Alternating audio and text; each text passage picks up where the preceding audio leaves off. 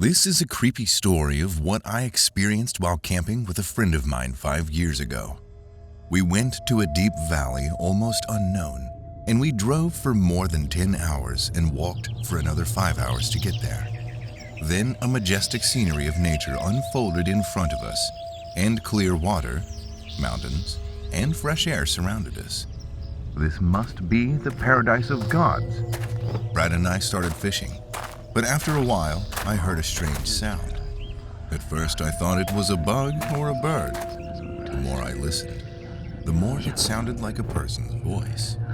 I told Brad, "Do you think someone else came here?"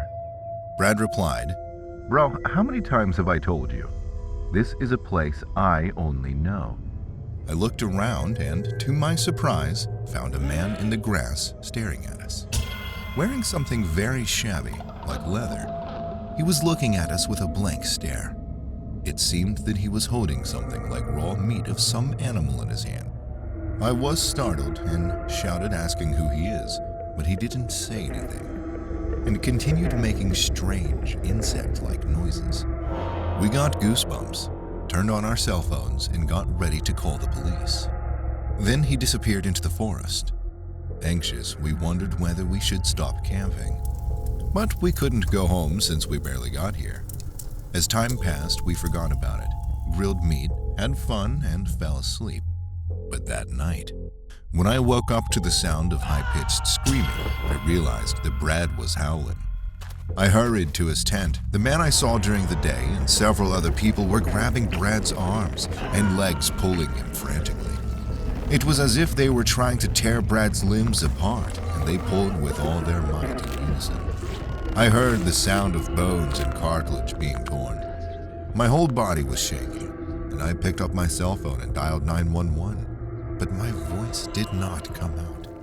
I gasped and barely spoke, and the police were dispatched, but it seems like they would take a long time for them to arrive. I knew it was my turn after Brad, so I escaped into the woods like crazy. Then Brad's screaming came to a halt, and I could tell he was dead. I cried as I ran frantically.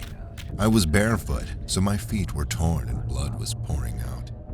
After a while, sirens were heard and the police arrived. But terribly, Brad's upper body was only left in his tent. His arms and legs were all torn off. Everyone was shocked by the terrible scene and started investigating. A few days later, I heard from the police that the culprits had been caught. They were a family that lived in the mountains, and it turned out that they had been grazing grass and eating animals in the mountains, completely distant from civilization. They lived in valleys and cliffs, so their grip became unusually strong. It turned out that the 4 of them had ripped off Brad's limbs with their bare hands. Their linguistic ability was almost degraded, so they couldn't communicate well. But when the cops asked them where Brad's limbs are, using body language, they pointed to their own stomachs and made gestures as if they had eaten them. And they pointed at the officers' limbs and gestured like they want to eat them. They ended up in prison, but reportedly they were completely isolated because they could harm other prisoners there.